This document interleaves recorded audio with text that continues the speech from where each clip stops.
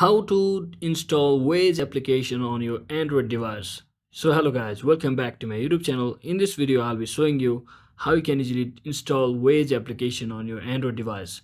So first thing, simply head over to your Play Store and simply click on search button and search in for Waze application. So once you search in for Waze, for your confirmation, this is the application and this is the logo. Simply tap on it, and as you can see, for your confirmation, it has over 500 million plus downloads. So it is basically used for navigation and live traffic updates on your local area.